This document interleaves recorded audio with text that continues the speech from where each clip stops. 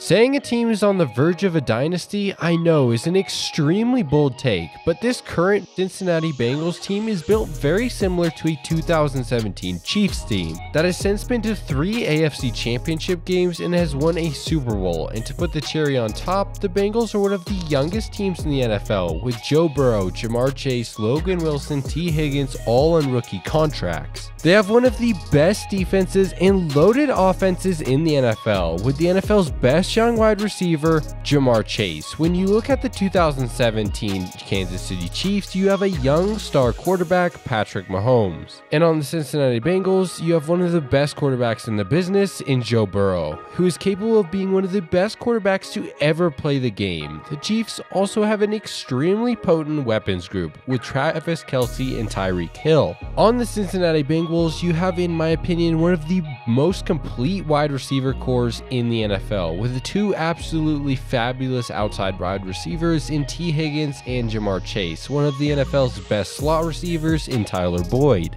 And if we've seen anything recently, it's you need a very weapons-oriented team to succeed in the NFL, like the last Super Bowl teams, the Kansas City Chiefs, and the last one, the Buccaneers, with Chris Godwin, Mike Evans, AB, and Rob Gronkowski at tight end. And of course, a solid defense. The Bengals have one of the top pass rush units in the game, with Trey Hendrickson having over 12 sacks in 2 straight seasons, and having an all-pro level player at every level of the defense. Trey Hendrickson on the D-line, Logan Wilson at linebacker, and Jesse Bates at safety.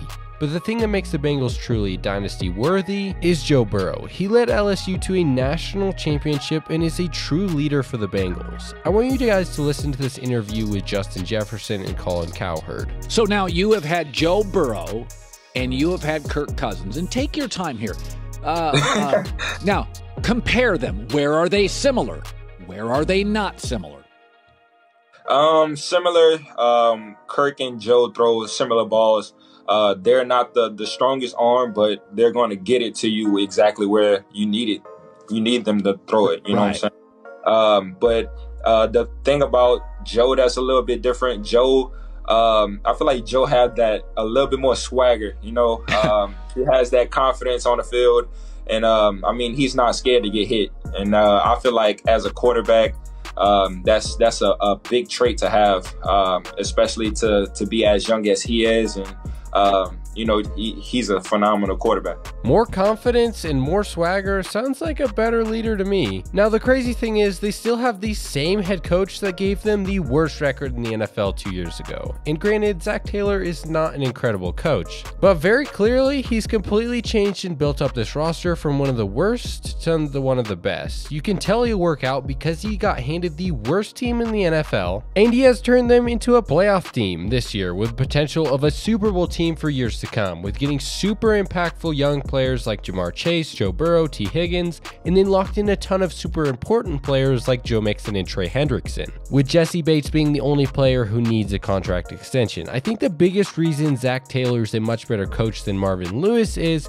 because he was willing to completely change the roster to get rid of AJ Green and Andy Dalton and replace them with younger, better players and do a complete overhaul of the defense in order to change to make the team better. So before we go ahead and deem the Bengals the 2017 Chiefs and say a little bit on multiple deep playoff runs, which I fully believe they can, the first they need to do is fix this huge problem that has been extremely present throughout both this year and last year. The offensive line. I guess I could say it's a little bit better than last year, but their O-line is still not even close to what it needs to be. They have a legendary offensive line coach in Frank Polak, but that simply has not translated to good play on the field. In the last 2 games alone, Joe Burrow has been sacked 11 times, not to mention quarterback hits. In all but one of the Bengals' losses, Burrow has been sacked 5 times or more. Coincidence? I think not. Joe Burrow has also been sacked more than any quarterback in the NFL, which as someone whose team has been garbage this year,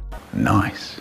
I've watched the Bengals more than any other team this year, and it's painfully obvious the offensive line is the Achilles heel. That's why they lost to the Niners. Nick Bosa had a field day. They lost to the Browns for the same reason with Myles Garrett, and the only reason they could ever lose to the Bears is because of pass rush. But to be honest, I've never seen this kind of potential and talent for a while. If they can make that O-line at least average, they are going to be unstoppable. Let me know what you guys think, and I'll catch you guys in the next upload.